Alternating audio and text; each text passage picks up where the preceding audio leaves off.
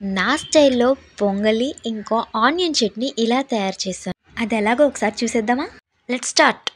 ముందుగా పొంగలి ప్రిపేర్ చేసుకోవడానికి ఇలాంటి ఒక గ్లాస్ తీసుకోవాలి. ఆ గ్లాస్‌కి హాఫ్ కప్ పెసరపప్పు తీసుకొని దాన్ని మనం దోరగా వేయించుకోవాలి. ఈ విధంగా రావాలి. ఇక నూకలుంటాయి కదా! హాఫ్ బియ్యం వాటిని ఈ పెసరపప్పుకి హాఫ్‌కి ఫిల్ చేసుకొని వాటిని బాగా కడిగి పక్కన పెట్టుకోవాలి. అలాగే ఇప్పుడు మనం ఏ గ్లాస్‌తో అయితే కొలత తీసుకున్నామో దాంతో 3 గ్లాసుల వరకు తీసుకోవాలి. ఒక గ్లాసు, 2 గ్లాసులు ఇంకా 3 గ్లాసులు వాటర్ పోసి పెట్టుకోవాలి. కాసేపు ఈ నూకలు పెసరపప్పును నానబెట్టుకొని పక్కన పెట్టుకోవాలి. ఈలోపు ఒక అల్లం ముక్కని తొక్కు ఒలుచుకొని అల్లం ముక్కల్ని సన్నగా కట్ చేసుకోవాలి లేదా ఇలా దంచుకోవాలి.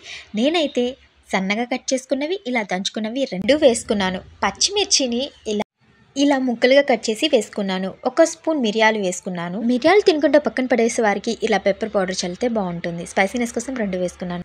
ఉప్పు, జీలకర్ర వేసుకున్నాను. ముక్కలుగా కట్ చేసుకున్న ఈ ఉల్లిపాయల్ని బాండీలో వేసుకొని అందులో కొంచెం ఆయిల్ వేసుకొని జీడిపప్పులను కూడా వేసుకోవాలి. ఇప్పుడు ఇందులో కరివేపాకు వేసుకొని అవి గోల్డెన్ బ్రౌన్ వచ్చే వరకు వేపుకోవాలి. వచ్చాక ఇందులో వేసుకొని దాన్ని బాగా కలుపుకోవాలి.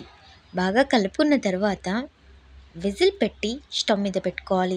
విజిల్స్ అన్నీ పోయాక పొంగలి ఇలా తయారైంది. మామూలుగా పొంగల్లో చక్కెర, సాంబార్, చట్నీ వంటివి వాడతారు. నేనైతే ఇలా ఆనియన్ చట్నీ చేశాను. ఆనియన్ చట్నీ తయారీ విధానం చూద్దాం. ఆనియన్ చట్నీకి కావాల్సిన పదార్థాలు ఉల్లిపాయలు, ఎండుమిర్చి, జీలకర్ర, ఉప్పు, చింతపండు, నూనె. ఆ tasty onion chutney for pongal. ముందుగా ఉల్లిపాయల్ని ఈ విధంగా పీసెస్గా కట్ చేసుకోవాలి. దీనికి కనీసం 2 ఉల్లిపాయల వరకు పడుతుంది. ఒక గిన్నెలో చింతపండును నానబెట్టుకోవాలి. అది ఒక గిన్నె స్టవ్ మీద పెట్టి ఆయిల్ వేసి ఎండుమిర్చి, జీలకర్ర వేయించి పక్కన పెట్టుకోవాలి. అదే గిన్నెలో ఉల్లిపాయలు వేసి వేపుకోవాలి. అవి గోల్డెన్ ఈ కలర్లోకి రావాలి. తీసి పక్కన పెట్టుకున్న తర్వాత ఒక మిక్సర్ జార్ తీసుకొని ఎండుమిర్చి ఇంకా ఈ ఉల్లిపాయలు వేసుకొని నానబెట్టుకున్న చింతపండు వేసుకొని అందులో కొంచెం ఉప్పు వేసి మిక్సీ పట్టుకోవాలి. ఆ తర్వాత వచ్చిన ఈ మిక్స్చర్ ఒక బౌల్లోకి తీసుకొని మనం సర్వ్ చేసుకోవడమే. టేస్టీగా ఉండే ఉల్లిపాయ చట్నీ పొంగల్లోకి రెడీ. Enjoy it.